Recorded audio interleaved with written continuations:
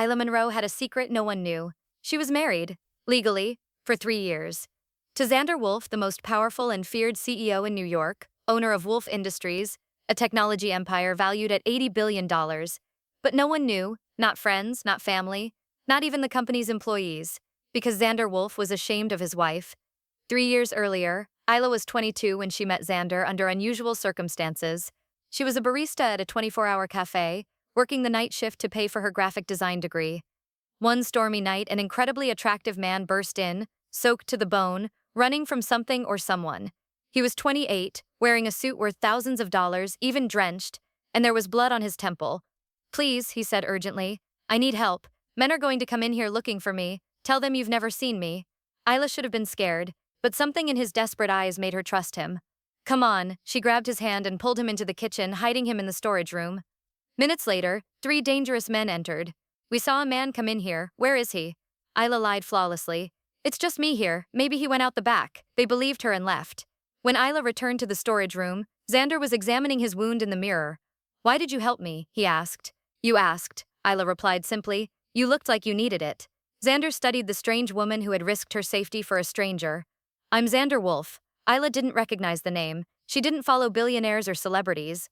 "Isla Monroe. Do you want me to call the police? A doctor?" "No, I can't involve authorities," he explained.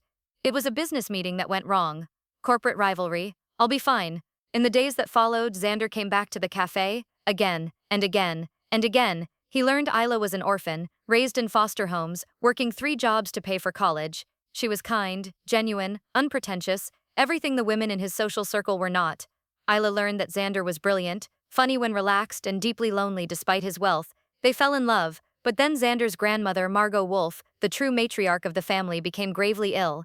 On her deathbed, she made him promise, "Get married, have a family, don't die alone like I did." Desperate to fulfill her final wish, Zander did something impulsive. He proposed to Isla after just 3 months of dating. Isla, in love and hopeful, said yes. They married in a small ceremony with only legal witnesses. Zander promised that once things settled down, they would have a real wedding, and he would introduce her to the world. Margot died peacefully a week later, believing her grandson had found love. But after the funeral, everything changed. The Wolfe family, uncles, cousins, shareholders were furious when they discovered the marriage. A barista? A nobody? As the wife of the Wolfe heir? "Annul it immediately," demanded Nathaniel Wolfe, Zander's father. "She's obviously a gold digger." Zander, who had always had a complicated relationship with his father, backed down. "I promised Grandma." "Then keep her hidden," Nathaniel ordered, "until you can quietly get rid of her. The media cannot find out you married that." And Zander cowardly agreed. He installed Isla in a luxurious penthouse, gave her an unlimited credit card, but he never took her to events, never mentioned her, never introduced her to anyone. "It's temporary," he always promised, "just until things calm down." But 3 years passed. 3 years of Isla waiting at home, cooking dinners that went cold because Zander worked late, sleeping alone most nights, celebrating birthdays alone, Christmas alone, everything alone. She couldn't tell friends because Zander demanded absolute secrecy. She couldn't work because Wolfe wives don't work. She couldn't even use her own last name publicly. Isla Monroe Wolfe existed only on paper. To the world, she was nobody. To Zander, she was becoming an inconvenience. Present day, Friday night. Isla prepared a special dinner. It was their 3rd wedding anniversary. Maybe Zander would remember. Maybe he'd come home early. Maybe 10 p.m., nothing. 11 p.m., cold food. Midnight, Isla ate alone, tears falling onto her plate. 1 a.m., Zander arrived, smelling of expensive perfume that wasn't Isla's. "Still awake?" he asked, tired. "It's our anniversary," Isla said softly. Zander froze, then ran a hand through his hair, frustrated. "Isla, I forgot. I'm sorry. It was an important event." "An event your wife wasn't allowed to attend," Isla said without bitterness. "Just sadness." "Don't start," Zander warned. "I'm tired." "I'm tired too, Zander," Isla finally said. "Tired of being invisible. Tired of being your secret. Tired of waiting for you to love me enough to claim me." "I do claim you. You live in a $10 million penthouse. You have everything you need, except a husband," Isla whispered. "Except dignity. Except love." "I love you," Zander said automatically. "No, you don't," Isla realized with painful clarity. "You tolerate me. You hide me like a dirty secret. And I can't do this anymore. What are you saying?" Isla removed her wedding ring, the only tangible symbol of their marriage. "I want a divorce." Zander stared at the ring on the table between them. He should feel relief. It was what his family wanted. It would make his life easier. So why did he feel panic? Isla, you're being dramatic. No, she interrupted. For the first time in 3 years, I'm being realistic. You will never claim me. Your family will never accept me. And I deserve more than being a ghost wife. And where will you go? Zander asked cruelly. No completed education, no work experience, no money of your own? Isla smiled sadly. That's where you're wrong, Zander. She opened her laptop and showed him a bank account. $15 million. Where did Zander begin, stunned. Over the last 3 years while you ignored me, I didn't just wait, Isla explained. Remember, I'm a graphic designer. I started freelancing online under a pseudonym, branding, digital campaigns, website design. Turns out I'm very good at it. My clients include Fortune 500 companies. They don't know who I am, and I like it that way. She closed the laptop. So yes, I'll be fine. More than fine, I'll be free. For the first time in 3 years, Zander truly looked at Isla and realized she was no longer the insecure 22-year-old who married him. She was a woman, strong, independent, and about to walk out of his life. Isla, wait. No, she said firmly. You had 3 years to choose me. You chose your family, your reputation, your pride, everything except me. So now I choose myself. She left the penthouse that night, took only clothes and her laptop, and left behind the ring, the luxury, and the man who never loved her enough. Zander remained alone in the empty penthouse, holding Isla's wedding ring, and for the first time in his adult life, Zander Wolfe felt lost. What did I do, he thought. But it was too late. Or was it? Because what Zander didn't know was that Isla had another secret, a much bigger one. And when he discovered it, his entire world would collapse. 6 months later, Phoenix, that was the name dominating the digital design industry. Phoenix was the most expensive and sought-after graphic designer in the world. No one knew her real identity. She never appeared in meetings in person, only via video with her face obscured. But her work was legendary. She turned failing brands into viral successes, created campaigns that generated billions. CEOs begged for her attention, and Phoenix was Isla Monroe. After leaving Zander, Isla used her $15 million to open a boutique design studio. In 6 months, she tripled her fortune. She now had $45 million in her account, and it was still growing. She changed physically too. Not radically, but noticeably. She wore designer glasses. She didn't need them, but they created a barrier. Power clothing, Armani, Prada, Valentino. Her once long, simple hair was now a sleek bob. Professional makeup. The Isla from 3 years ago, shy, invisible, waiting for scraps of attention, was gone. Phoenix had been born. Isla was in a video meeting with a client when her assistant Maya interrupted. Boss, you won't believe who's requesting a meeting. Who? Wolfe Industries. Isla froze. What? Apparently they're doing a full rebrand. They want the best. They want Phoenix, Maya explained. They're offering $50 million for the project. Isla should have refused. It was far too risky. But another part of her, the part still hurt, still wanting to prove her worth, spoke louder. Schedule the meeting, but I'm keeping my standard anonymity. Obscured video. Voice distortion. Understood. Wolfe Industries. Executive conference room. Zander was in a meeting with his marketing director and team. Phoenix has agreed to meet with us, the director announced, but she's maintaining full anonymity. Ridiculous. Nathaniel Wolfe scoffed. He was present as a shareholder. Why would we pay $50 million to someone who won't even show her face? Because she's the best, Zander said distractedly. He had been distracted for 6 months, ever since Isla left. At first he convinced himself he was relieved. No more hidden wife, no more guilt. He could date publicly now. Then his family immediately began pushing him to marry Vivienne Sterling, heir to Sterling Diamonds, the appropriate woman for a Wolfe. Zander tried. He took Vivienne to dinners, events, even introduced her to the media as someone special. But he felt nothing. Vivienne was beautiful, refined, perfect on paper. But when he closed his eyes, he saw Isla, waiting with cold dinner, smiling bravely when he forgot important dates, loving him despite everything. What did I do to her? He thought constantly. He even tried to find her. But Isla had vanished completely. The penthouse was empty. She didn't answer calls. She didn't respond to divorce papers, which he realized he had never sent. She had simply evaporated. Mr. Wolfe? Maya's voice came through the video system. Phoenix is ready. The screen lit up. But instead of a face, there was only a digital silhouette, the voice clearly distorted. Good afternoon, gentlemen, Phoenix's modified voice said. I understand you want a full rebrand. Correct? The marketing director replied. Wolfe Industries is expanding into new markets. We need a more modern, more accessible image. Interesting, Phoenix Isla said, studying Zander through the camera without his knowledge. He looked tired, thinner, dark circles under his eyes. Good. A petty part of her thought. Suffer a little. So Phoenix, Nathaniel interrupted arrogantly. How long will this take? And what guarantee do we have that it's worth 50 million? Isla smiled behind the obscured camera. Mr. Wolfe Sr., if you need guarantees, you can't afford my services. My portfolio speaks for itself. But if you'd like to go with someone else, feel free. I currently have 14 companies on my waiting list. Nathaniel flushed red. Well, I never. She's right, Zander interrupted, surprising himself by defending the mysterious designer. Her work is flawless. We'll do it your way, Phoenix. There was a moment of silence where Isla and Zander looked at each other through the cameras without him knowing. Well, Isla finally said, I'll need to study your company intimately. History, values, vision. I'll need access to corporate files, interviews with key executives, and, she paused dramatically, personal time with the CEO. With me? Zander asked. You're the face of the company. I need to understand your personal vision. 2 hours, twice a week for 3 months. That's a lot of personal time, Nathaniel protested. Then find another designer, Isla said simply. These are my terms. Zander stared at the digital silhouette. There was something familiar in the cadence of her voice, even distorted. But he couldn't place it. I accept, he said. When do we start? Monday, 7 p.m. I'll send the location. And the call ended. After the team left, Nathaniel stayed behind. You're making a mistake, he told Zander. 50 million for a designer who won't even show her face? You've seen her work. It's worth every cent. That's not what this is about, Nathaniel said.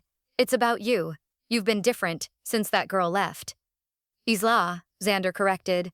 Her name was Isla, and she was my wife. An unsuitable wife you wisely kept hidden. I was wrong, Zander exploded. I was a coward. I had a woman who loved me unconditionally, and I treated her like a dirty secret because I was afraid of what you and the rest of the family would think. Nathaniel fell silent, stunned by the outburst.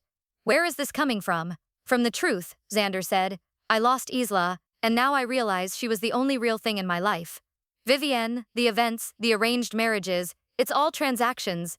Isla loved me for me, and I threw that away. Then find her, Nathaniel said, surprisingly gentle. If she really means that much. I tried. She disappeared. And even if I found her, why would she forgive me? Nathaniel had no answer. Monday, 7 p.m., Isla sent the address, a private boutique cafe she had rented for 3 hours.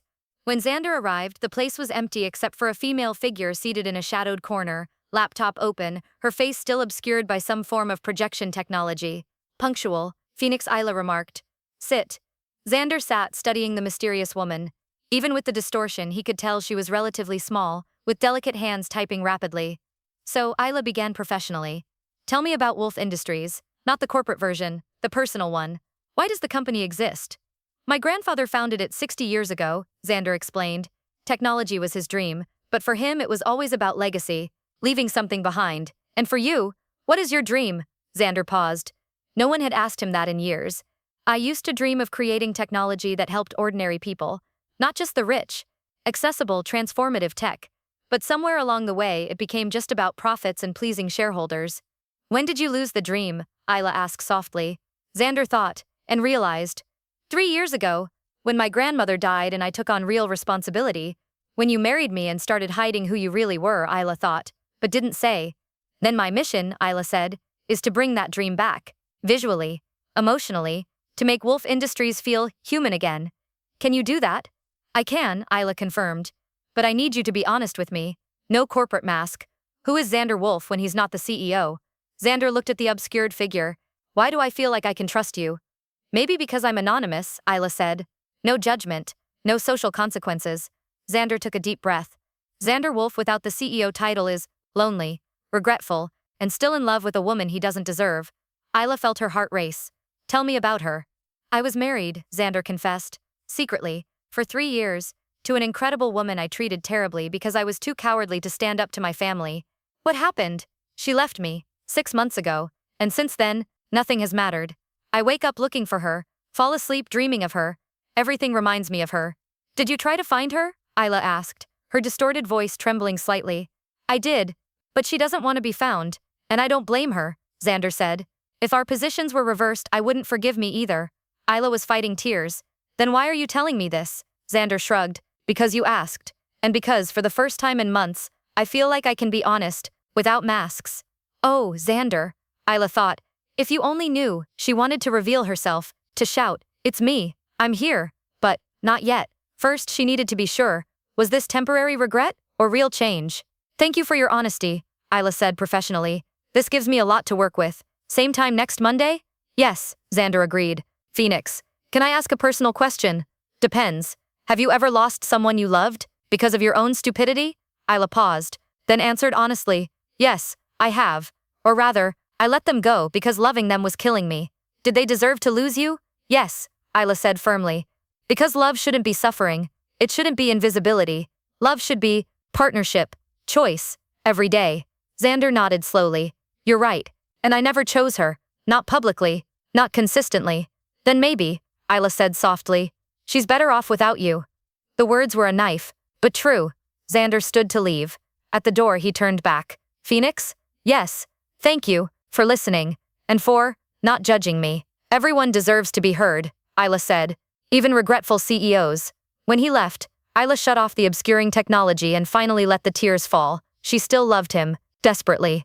But she loved herself more now, and that had to be enough. Or did it? Because in the coming weeks, Zander would open his heart to Phoenix, and Isla would discover whether the man she loved still existed beneath the cruel CEO. And when the truth was finally revealed, nothing would ever be the same. 8 weeks passed. The meetings between Zander and Phoenix became deeper. They weren't just about branding anymore. They became confessionals, therapy sessions, real human connections. Zander opened his heart in ways he never had with anyone.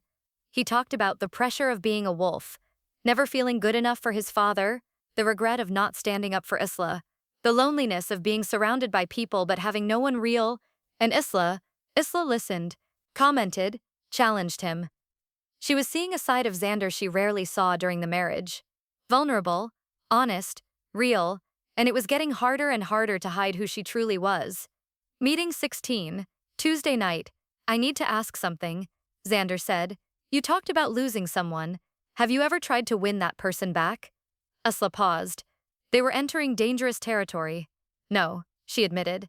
"Because when you spend years begging for crumbs of love, there comes a point where you realize you deserve more than begging. And what if the person changed? If they realized the mistake?" "Real change takes time," Isla said. "Not weeks or months. Years. And even then, some bridges burn so completely they can't be rebuilt." "That's pessimistic. It's realistic," Isla corrected. "How many times did you promise her things would change?" Zander fell silent. "Because the truth was, hundreds of times. Just 6 more months. When this quarter ends. After the merger. When my father backs off. Empty promises. Always empty promises." Many times, he finally admitted. "I made too many promises I didn't keep. So why would she believe you now?" Because this time it's different," Zander insisted. "I lost her. I feel that loss every day. It's not just words. Loss is not the same as change," Isla said firmly. "You can miss her and still be the same person who hurt her. The question is, have you changed, or do you just want back what you had?" Zander thought deeply. I don't know. How does someone know if they've really changed?" "Actions," Isla said. "Not words. Consistent actions over time. Would you face your family for her now, publicly, or do you still care more about their opinion?" "I would choose her," Zander said with conviction, without hesitation. "Prove it," Isla challenged. "How?" "She's not here." "Then prove it in other ways," Isla suggested. "Change your life. Not for her, for you. Become the man who deserves a love like the one she offered." Zander stared at the obscured figure in front of him. "Why do I feel like you understand me better than anyone?" "Maybe because I don't have an agenda," Isla lied. "I don't want anything from you. Except to find out if you've really changed," she thought. "Phoenix, can I confess something?" "Always. Sometimes I imagine you're her." "Isla. That somehow the universe gave me a second chance, and she's here, testing me. Crazy, right?" Isla felt tears sting her eyes. "Why do you think that? Your cadence, even distorted. The way you challenge me. The brutal honesty. It all reminds me of her," Zander admitted. "And part of me wants to rip off that obscuring and find out." "And if it were her?" Isla asked, voice trembling. "What would you do?" "I'd beg for forgiveness. I'd spend the rest of my life proving I changed. I'd face the whole world for her," Zander said passionately. "And I would never hide her again." Isla was crying now, silently, grateful for the obscuring. "You had 3 years to do that." "I know," Zander whispered. "And I'll regret that every day for the rest of my life. But if she gave me just one chance, I would choose her. Loudly, proudly, without shame. Pretty words, Isla said. But words are easy. Then let me prove it, Zander said desperately. Tell me how. Isla thought. Then she had an idea. There's a charity event on Friday. Black Diamond Gala. Every social elite will be there, including your family, including Vivienne Sterling. Yes, I was invited. Go alone, Isla instructed. And when they ask about your romantic life, tell the truth. About Isla. About your secret marriage. About how you loved her and lost her. Without shame. Without hiding. Zander froze. That would destroy my reputation. My family would be furious. Exactly, Isla said. Prove she's worth more than your reputation. Prove you choose truth over image. Do that and maybe, just maybe, you deserve a second chance. And if I do this, will you reveal who you are? Maybe, Isla said. Or maybe you'll figure it out on your own. Friday, Black Diamond Gala. Zander stood outside the ballroom, heart pounding. Inside were 500 people. Media. His family. Everyone expecting the flawless CEO Zander Wolfe. He could walk in, keep the facade, keep living the lie. Or, he thought of Isla. Of Phoenix. Of the words, prove she's worth more than your reputation. Zander took a deep breath and walked in. Inside, Isla was there. Not as Phoenix, as herself. She wore a breathtaking gala dress, blood red, backless, hair down in waves. Perfect makeup. She was unrecognizable from the timid girl Zander HID. She came with Marcus Chen, a billionaire investor who was her client and friend. He offered to be her escort, knowing the situation. Are you sure you want to do this? Marcus asked. No. Isla admitted. But I need to see. I need to know if he truly changed. When Zander entered, his eyes scanned the room and stopped on Isla. He didn't recognize her at first, but something made him look twice. The way she held her champagne glass, the angle of her chin. Something. Then their eyes met across the room, and Zander knew, his world stopped. Isla. She was there. Beautiful. Powerful. With another man beside her, and he had lost the right to stand next to her. Before he could process it, his father Nathaniel appeared. Zander, good, you're here. Vivienne is waiting for you. We're announcing the engagement today. No, Zander said, eyes still on Isla. What? There is no engagement, Zander said firmly, because I'm still married. Nathaniel went pale. You didn't annul it, no. And I won't, Zander said, then loudly enough for the people nearby to hear. I've been married for 3 years, to an incredible woman, and I treated her horribly because I was too cowardly to stand up to you. People began to stop and listen. Zander, shut up, Nathaniel hissed. But Zander climbed onto the small stage where the band played. He took the microphone. Sorry to interrupt, he said, but I need to make a public confession. The ballroom fell silent. Cameras turned. Isla stood frozen, barely breathing. My name is Zander Wolfe, he began, and for 3 years I hid my wife from the world because I was ashamed. Not of her, of myself, of not being strong enough to defend her from my family, society, expectations. Murmurs exploded. Her name is Isla Monroe Wolfe, and she is the strongest, brightest, most generous woman I've ever known. She loved me when I didn't deserve it. She waited for me when I wasn't worth waiting for, and when she finally found the courage to love herself more than she loved me, she left. Zander searched for Isla in the sea of faces, found her, tears running down her cheeks. Isla, if you're hearing this, wherever you are, I'm sorry. Sorry for every lonely dinner, every forgotten birthday, every time I made you feel invisible. You deserved a man who chose you every day, and I failed. He took a shaky breath. But I changed. And if you give me a chance, just one, I'll prove it. I'll face my family, the media, the whole world, because you're worth all of that and more. Absolute silence. Then Isla moved, through the crowd, toward the stage. Zander stepped down, meeting her in the middle of the ballroom. Isla, he whispered. You're an idiot, she said, crying. I know, you hurt me more than anyone. I know, and you really think a pretty speech fixes 3 years of pain? No, Zander said honestly, but it's the beginning. And if you let me, I'll spend the next 30 years making up for every tear. Isla looked at the man in front of her, the man she loved, lost, and still loved. I'm Phoenix, she said, your anonymous designer. It was me the whole time. Zander stared, stunned. You, all those conversations. I needed to know if you really changed, Isla explained, or if you were just missing what you had. And now, I think I know. Isla, please. But she interrupted.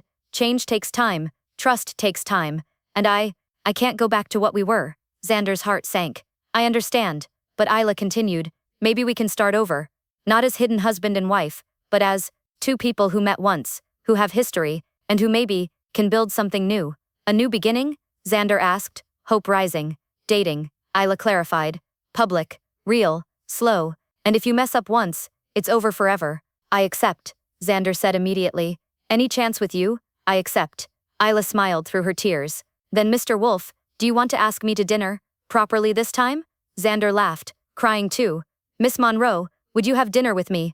Saturday, 7 p.m., at whatever restaurant you choose? I'll think about it, she teased. And I'll text you. Then, in front of 500 people, cameras and his stunned family, Isla turned and walked away, leaving Zander in the middle of the ballroom, smiling like a madman. Because for the first time in 6 months, he had hope, and this time, he wasn't going to waste it. But the story was far from over. Because Nathaniel Wolfe wasn't going to accept this public humiliation in silence, and Vivienne Sterling had her own plans for revenge. The fight for Isla and Zander's love was only beginning. That same night, Isla left the restaurant without looking back. Nathaniel's proposal echoed in her mind. Renew your vows publicly and I'll step back. And the final sentence like poison. Someone is planning something against the two of you. When she got into the car, she called Zander. I'll tell you everything when I get there. Are you okay? His voice came tense. I am. But your father said something strange. He spoke as if he knew someone was coming after us. My father always plays games.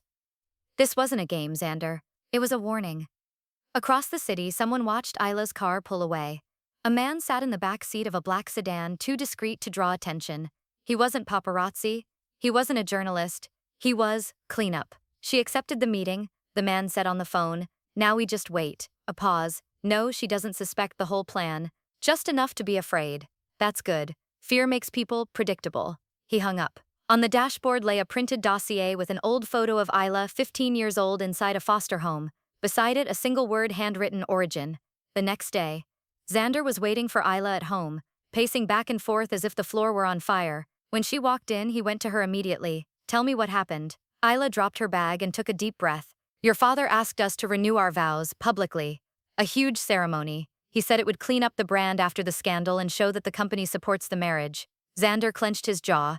He wants to control the narrative. Yes, but he didn't speak like a man trying to manipulate me. He spoke like someone tired, and then, he warned me. Isla repeated his words exactly. Rich families have enemies, and someone is planning something against you. Zander stood still for a moment too long. That doesn't sound like him. I know. Zander pulled out his phone and made a quick call. I need you to reactivate my old security protocol. Now. Pause. Yes, the one from before the board. Maximum level. He hung up and looked at Isla. I will never let anyone touch you ever again. Isla cupped his face with both hands. By my side, remember? By your side, he agreed. But his eyes were already in war mode. 2 days later, the trap begins. Isla was at the Phoenix studio when Maya walked in, pale. Boss, someone sent this to you. It was an envelope with no return address. Inside, a photo of Isla leaving the foster home at 18, and another, recent of her at the gala. A note, you may have become Phoenix, but I know who you were before the ashes. Isla's throat tightened. Is this blackmail? This is worse, Maya whispered. This is someone saying they can rewrite your story. Isla crushed the note in her fist. She wasn't afraid of her past. She was afraid of what someone could do with that past. Because Isla had something she had never told even Zander. Before the 24-hour cafe, before the marriage, before Phoenix, there had been a year in her life that was completely erased. A year she couldn't fully remember. A year she woke up with bruises and no one explained why. She thought it was trauma. But what if it wasn't? That night, the first attempt. Moretti left the building with 2 of Zander's security guards. The car pulled up, she stepped inside. But before the door closed, a hand appeared, gripping the edge. The guard reacted instantly. The man stepped back and for 1 second, Moretti saw his face. She didn't know him. But he smiled as if he knew her. Good evening, Mrs. Wolfe, he said quietly, and disappeared into the crowd as if he had never existed. Inside the car, Moretti was shaking, but her voice came out cold. They found me. The guard immediately called Zander. When Zander answered and heard the sentence, his blood ran cold. They found me. Where are you?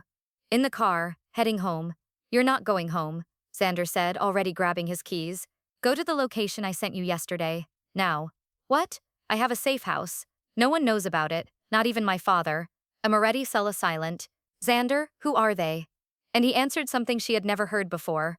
I don't know yet. And that was the worst part. That same minute, the revelation that changes everything. As the car changed routes, Isla's phone vibrated. An unknown number, a message, no text, just an audio file. Isla pressed play and heard her own voice. Only younger, broken, I can't tell anyone, because he said that if I open my mouth, he'll kill the people I love, and I don't even know who I really am anymore. Isla went white. Maya didn't have this, Zander didn't have this. Someone recorded her, someone kept it, someone waited years, then came the second message. You want a public wedding? Then we'll show you in public, the way you were that year. Isla dropped the phone onto her lap, unable to breathe, and whispered, as if speaking to a ghost, I never told anyone this. The guard looked at her through the rearview mirror. Mayam, do you recognize that voice? Isla swallowed hard. It's me. The car sped up, and in the back window's reflection, Isla saw headlights approaching far too fast, another car, following them, end of the chapter, the beginning of the war. Zander arrived at the safe house before her. He was surrounded by lawyers, security, and a look that was no longer that of a CEO. It was the look of a man who had finally learned how to love and was now ready to destroy anything that tried to take that love away. When Isla walked in, he saw her face, white, terrified, wounded. What happened? He asked, gripping her shoulders. Isla lifted the phone with trembling hands. They sent me an audio with my voice. From years ago. How is that possible? Because there's a part of my life I never told you about, Zander. She took a deep breath, as if crossing a wall. And someone knows. The silence grew heavy. Zander rested his forehead against hers. Then tell me now. Everything. I'm afraid of what you'll discover. I'm not leaving, Isla. No matter what it was. I'm here. She closed her eyes. Then, let's start from the beginning. And outside, in the darkness, someone watched the safe house and typed a message to their boss. They're together. Now the fall will hurt more. 2 weeks later, Isla and Zander decided to accept Nathaniel's proposal. They would renew their vows not for the family but for themselves, a chance to start over properly. Preparations were underway. The ceremony would take place in 3 weeks. Grand, public, no secrets, but then everything collapsed. Tuesday, 10 a.m., Isla was in her office when she received an envelope with no return address. Inside, a photograph of Eleanor Hart, a woman Isla hadn't seen in 8 years. Eleanor had grown up in the same foster home as Isla. They had been close as children, but Eleanor was troubled, manipulative. When she turned 18, she disappeared. Now attached to the photo was a note. Do you remember me, Isla? Or should I say, do you remember what you did? Meet me at Warehouse 42, Pier District, tonight at 8 p.m. Panic flooded Isla. There was no dirty secret. But she knew Eleanor. She was capable of inventing lies that sounded terrifyingly real. I need to deal with this before it reaches Zander, Isla thought. She told no one. A huge mistake. 8 p.m., Warehouse 42. Isla arrived at the abandoned warehouse in the Harbor District. It was dark, cold, menacing. Eleanor, she called out. A figure stepped out of the shadows. Eleanor Hart, now 30 years old, worn down, hollow-eyed, like someone who had lived hard and lost often. Isla Monroe Wolfe, Eleanor said with a crooked smile. Or do you still prefer Monroe? Since your husband hid you for so long. What do you want, Eleanor? Straight to the point. You were always like that. Eleanor circled Isla slowly. I want money. 20 million. Or I expose your past to your billionaire husband. What past? Isla demanded. I didn't do anything wrong. Oh, but you did. Eleanor smiled maliciously. Remember the fire? At the foster home? When we were 16? Isla went pale. She remembered. The fire that destroyed the home, putting 12 children in danger. Everyone survived, but it was investigated as arson. You know it wasn't me, Isla said. I was cleared. Officially, Eleanor agreed. But now I have evidence proving otherwise. Witnesses willing to say you confessed. Forged records. And the media would love this story. CEO's wife has a hidden criminal past. You're lying. Of course I am, Eleanor laughed. But they'll believe it.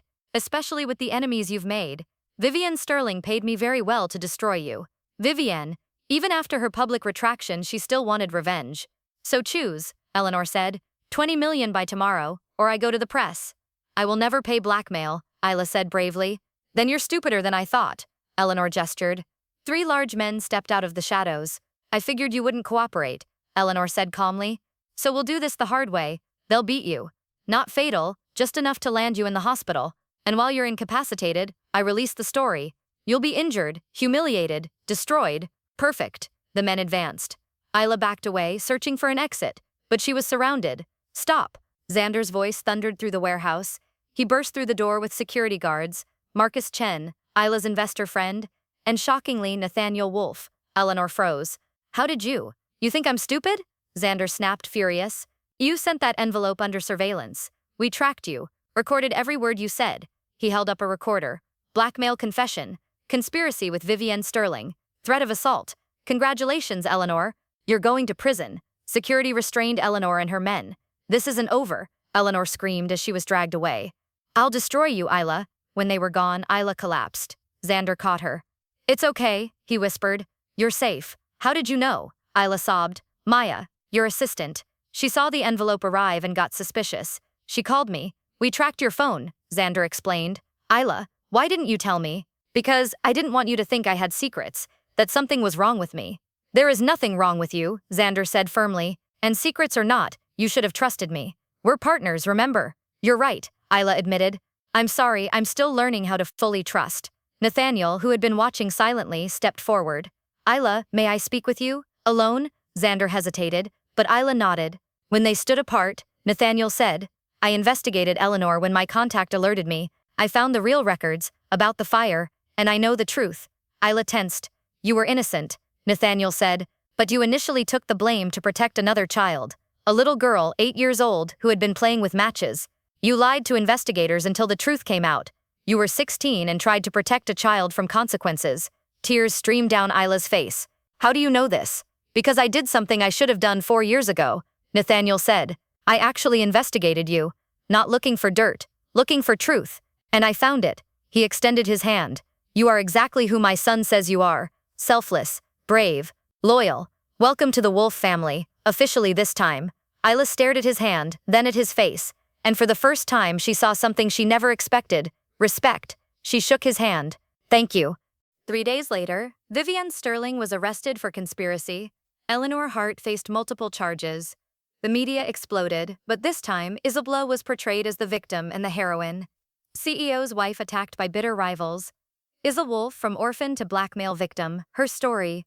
1 week before the vow renewal, Isla and Zander were home, planning the ceremony. I have something for you, Zander said, handing her a box. Inside was a necklace, not just any necklace. The Stella diamond, a rare 45-carat blue diamond worth $80 million, a Wolfe family heirloom passed down for generations. Zander, I can't accept this. It's traditionally given to the matriarch of the Wolfe family, Zander explained. My grandmother Margot wore it, and she would have wanted you to have it. Your family will be furious. My father approved, Zander smiled. He said you deserve it, and more. He wants to properly meet you. Family dinner tomorrow. Aunts, uncles, cousins, everyone. Isla panicked. All of them? They hate me. They hated the idea of you, Zander corrected. My father told them your story, what you overcame, how you built your empire. Now they're respectfully curious, and if they still hate me, then that's their problem, Zander said. You're my wife, I love you, and anyone who can't respect that doesn't belong in our lives. Isla kissed him softly. When did you become so wise? When I realized I was losing the only thing that truly mattered, Zander replied. You. Wolfe family dinner. Isla was nervous but determined. She wore an elegant, understated dress and the Stella diamond. When they entered the Wolfe mansion, 25 family members waited. Silence. Then Nathaniel raised his glass. Family, this is Isla Monroe Wolfe, my son's wife, and as of today, an official member of the Wolfe family. I expect her to be treated with the respect she deserves. If not, you may find the door. Murmurs followed. Then, unexpectedly, Aunt Cordelia, the oldest and most traditional aunt, stepped forward. My husband hid me too at first, she confessed. Because I was a ballet dancer, not an heiress. It took 5 years before he claimed me publicly, so I understand your pain. She hugged Isla. Welcome, dear. One by one, family members approached. Some warmly, others politely reserved, but none hostile. Isla felt something she hadn't expected. Acceptance. Later that night, on the balcony, Isla and Zander stood alone under the stars. Are you ready? Zander asked. To renew our vows? To do this publicly, without fear? Yes, Isla said. But I need to know one thing first. Anything. If your family had rejected me, if they had said, choose us or her, who would you have chosen? Zander didn't hesitate. You. Always you. I already lost you once because of cowardice. Never again. Isla smiled. Good answer. It was the truth, Zander said. Isla, you taught me that family isn't blood or obligation. It's choice. And I choose you. Every day, forever. Forever is a long time. Not long enough, Zander whispered, kissing her. And in that moment, under the stars, surrounded by a family that finally accepted them, Isla knew she was home. Finally, truly, home. But one final test was coming, because on the day of the vow renewal, something would happen that would test their love in ways they never imagined. And the truth about why Margot Wolfe truly arranged the original marriage would finally be revealed. Day of the vow renewal. The ceremony was set to take place on the Wolfe estate, 500 guests, international press, live broadcast. Isla wore a breathtaking gown, French lace, a 6-meter train, the Stella diamond necklace gleaming at her neck. She was radiant. Zander waited at the altar, dressed in a classic tuxedo, eyes fixed on the entrance, waiting for his bride. The music began. Isla started her walk. Every step was a promise. Every step was a choice. She was halfway down the aisle when an elderly voice shouted, "Stop the ceremony." Everyone froze.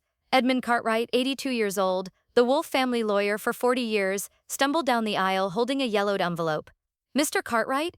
Nathaniel stood up, confused. "What does this mean?" "It means," Edmund said, breathless, "that there is something Isla and Zander need to know, something Margot Wolfe made me swear to keep secret until this exact moment." Murmurs rippled through the crowd. Isla and Zander stepped closer to Edmund. "Margot left a letter," Edmund explained, "to be delivered only on the day Zander renewed his vows with Isla. She made me promise, and today is that day." He handed the envelope to them together. With trembling hands, they opened it. Inside was a handwritten letter from Margot, dated 3 days before her death. Margot's letter. "My dearest Isla and Zander, if you are reading this, it means you have overcome every obstacle, the tests, the separations, the doubts, and you chose to remain together. I must confess something. I orchestrated everything. No, it was not a coincidence that Zander walked into that cafe during the storm. I paid those men to chase him until he reached that place.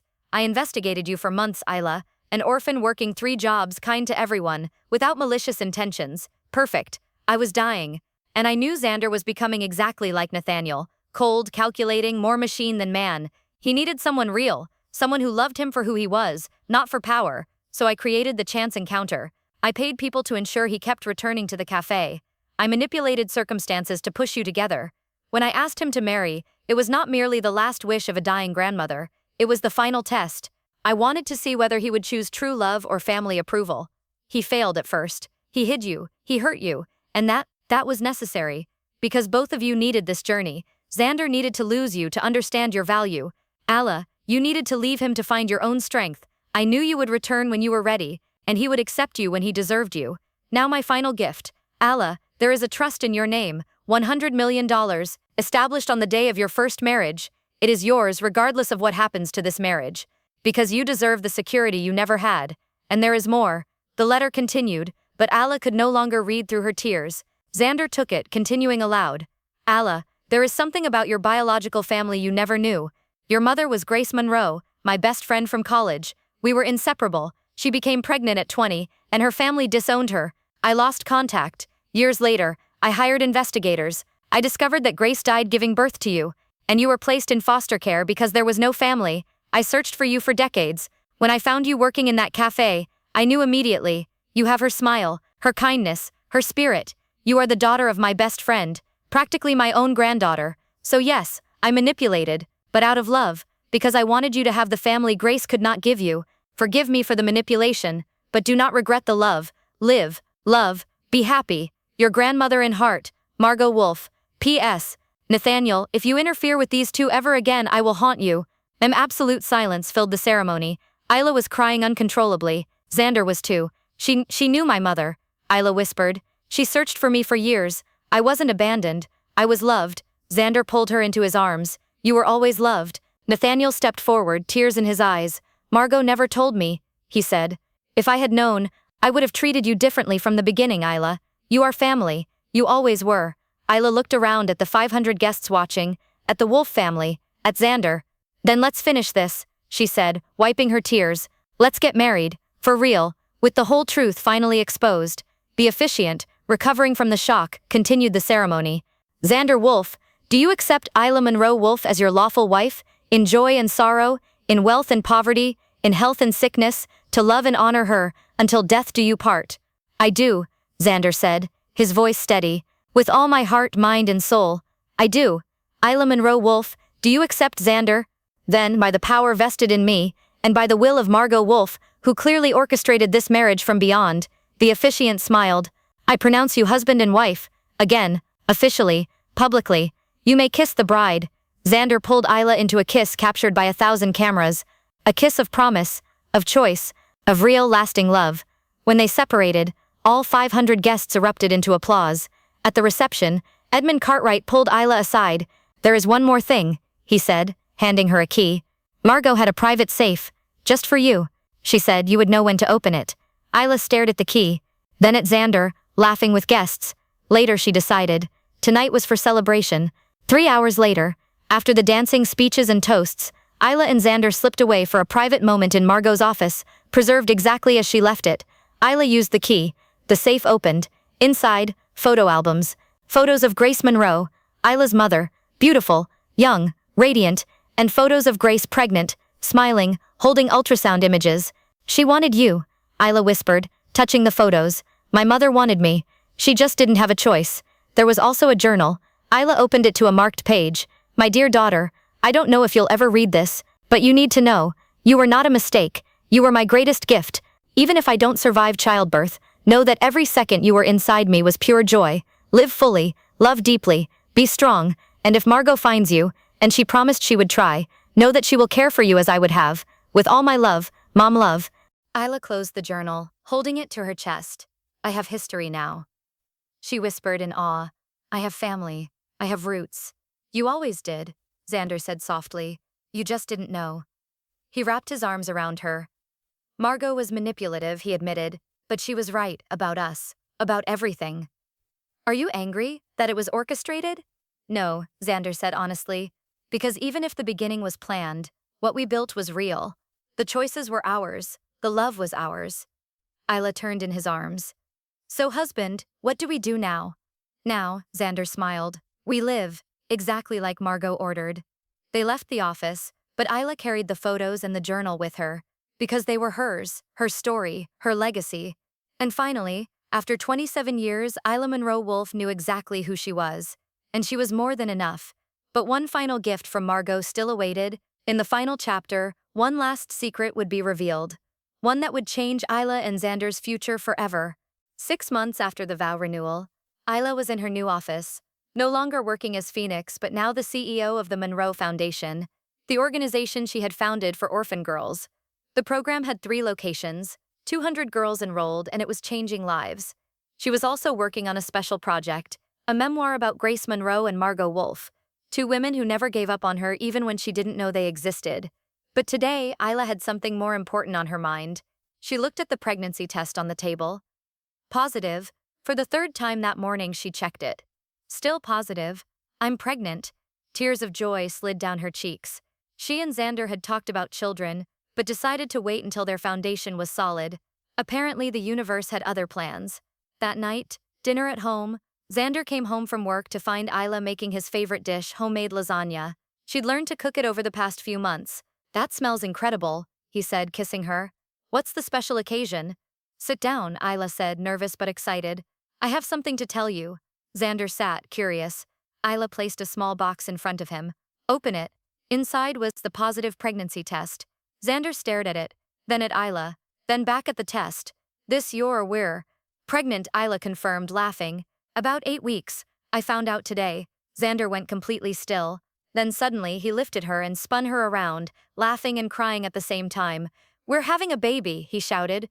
"Zander, careful." Isla laughed. "Pregnant, remember?"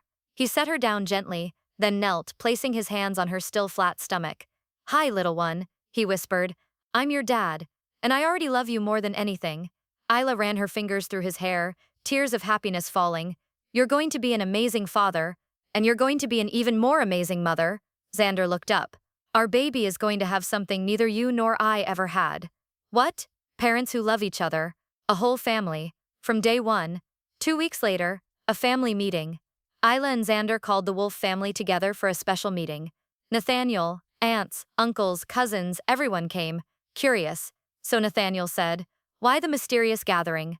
Zander and Isla exchanged a smile. "We're having a baby," Zander announced. Silence. Then absolute chaos. Screams of joy, hugs, happy tears. Nathaniel hugged Isla, genuinely moved. "A grandchild," he whispered. "Margot would have been so happy." "She knew," Isla said softly. "What?" "When I went through her safe, I found another letter, dated the day before she died. She wrote, When the baby arrives, give him or her the middle name Margot or Magnus, and tell them about the great-grandmother who loved them before they were even born. Nathaniel went quiet, then nodded. She was always 3 steps ahead of all of us. Aunt Cordelia approached, glowing.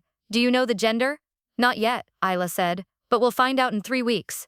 3 weeks later, the ultrasound. Isla lay on the exam table, cold gel on her stomach, Zander holding her hand. Dr. Sarah Chen moved the probe, studying the screen. Well, Mrs. Wolfe, she began. Isla, please. Isla, Dr. Chen corrected with a smile. I have news. Are you sure you want to know? Yes, they both said at the same time. Well, Dr. Chen turned the screen toward them. Congratulations, it's twins. Isla and Zander stared, stunned. Twins? Isla whispered. A boy and a girl, Dr. Chen confirmed. Both healthy, growing perfectly. Due at the end of October. Zander started laughing hysterically. Twins? We're having twins. Isla was in joyful shock. Like Serafina and me, she murmured, remembering the whole switched identity twin story. But these will grow up together, knowing who they truly are from the very beginning. Month 5 of pregnancy. Isabella was visibly pregnant now, radiant and glowing. She cut back on work but still visited the foundation weekly. One afternoon, Edmund Cartwright appeared unexpectedly. Mrs. Wolfe, I'm sorry to bother you, but there's one final item from Margot that was scheduled to be delivered now. He handed her a thick envelope. Inside were legal documents, and they revealed something extraordinary. Grace Monroe, Isla's mother, was indeed the heir to a significant fortune. Her family disowned her when she became pregnant, but Grace had a trust established by her own grandmother that couldn't be touched. That trust, worth $300 million, had been growing with interest for 27 years, and now it legally belonged to Isla. But there was more. The Monroe family property, a historic mansion in Connecticut, also belonged to Isla. The family had tried to sell it for years, but Grace had placed legal clauses. It could only go to her daughter. You inherited everything that was hers, Edmund explained. Margot fought legally for years to secure your rights, and now it's all documented and protected. Isla looked at Zander, stunned. I have $300 million? And a historic estate. You deserve it, Zander said. It's your legacy, your inheritance. No, Isla said slowly. It's the legacy of our children. I'm going to turn the Monroe estate into the foundation's main campus, and I'll use the trust to expand globally. Grace and Margot wanted me to have security. Now I'm going to give other girls the same thing. Edmund smiled. Margot would say you're exactly like Grace, always thinking of others first. Month 7, surprise baby shower. The family organized a massive baby shower, but the real surprise came from an unexpected source. Vivienne Sterling appeared, not as a guest but asking permission to come in. Isla hesitated, then allowed it. Vivienne looked different. Simpler hair, no heavy makeup, humble. I'm not here to cause trouble, Vivienne said immediately. I'm here to apologize, properly. Go on, Isla said cautiously. I was raised believing my worth was in my status, my looks, who I could marry. When you took Zander from me, I fell apart because that was all I had. Vivienne took a deep breath. But after everything, the arrest, the therapy, losing everything, I realized something. I never loved Zander. I loved the idea of him. And you didn't steal anything from me. You simply accepted what I was too blind to see was never mine. She held out her hand. So I'm sorry for everything. And I hope you can forgive me. Eventually, Isla studied Vivienne and saw real sincerity. I forgive you, Isla said. Not because I forgot,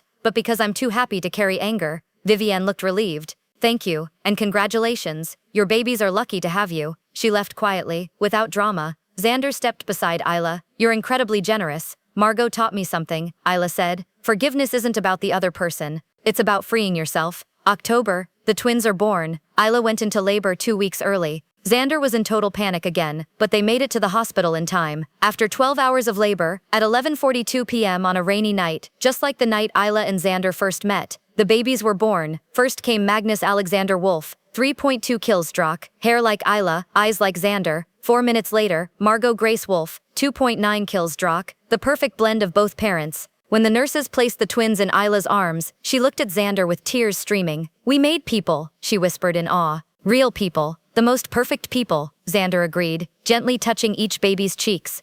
6 months after the vow renewal, Isla was in her new office, no longer working as Phoenix but now the CEO of the Monroe Foundation, the organization she had founded for orphan girls.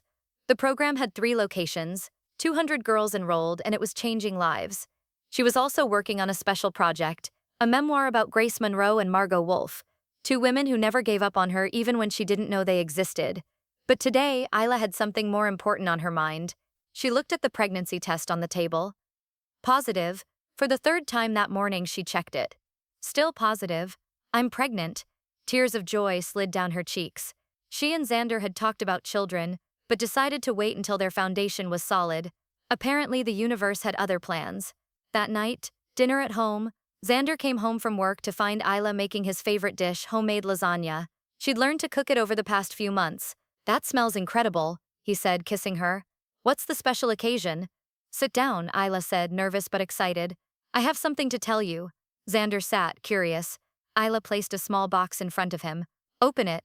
Inside was the positive pregnancy test. Zander stared at it, then at Isla, then back at the test. This we're pregnant, Isla confirmed, laughing. About 8 weeks. I found out today. Zander went completely still. Then suddenly he lifted her and spun her around, laughing and crying at the same time. We're having a baby, he shouted. Zander, careful. Isla laughed. Pregnant, remember? He set her down gently, then knelt, placing his hands on her still flat stomach. Hi, little one, he whispered. I'm your dad, and I already love you more than anything. Isla ran her fingers through his hair, tears of happiness falling. You're going to be an amazing father, and you're going to be an even more amazing mother. Zander looked up. Our baby is going to have something neither you nor I ever had. What? Parents who love each other. A whole family. From day one. 2 weeks later, a family meeting. Isla and Zander called the Wolfe family together for a special meeting. Nathaniel, aunts, uncles, cousins, everyone came, curious. So Nathaniel said, why the mysterious gathering? Zander and Isla exchanged a smile. We're having a baby, Zander announced. Silence. Then absolute chaos. Screams of joy, hugs, happy tears. Nathaniel hugged Isla, genuinely moved. A grandchild, he whispered. Margot would have been so happy. She knew, Isla said softly. What? When I went through her safe, I found another letter, dated the day before she died. She wrote, when the baby arrives, give him or her the middle name Margot or Magnus, and tell them about the great-grandmother who loved them before they were even born. Nathaniel went quiet, then nodded. She was always 3 steps ahead of all of us. Aunt Cordelia approached, glowing. Do you know the gender? Not yet, Isla said, but we'll find out in 3 weeks. 3 weeks later, the ultrasound. Isla lay on the exam table, cold gel on her stomach, Zander holding her hand. Dr. Sarah Chen moved the probe, studying the screen.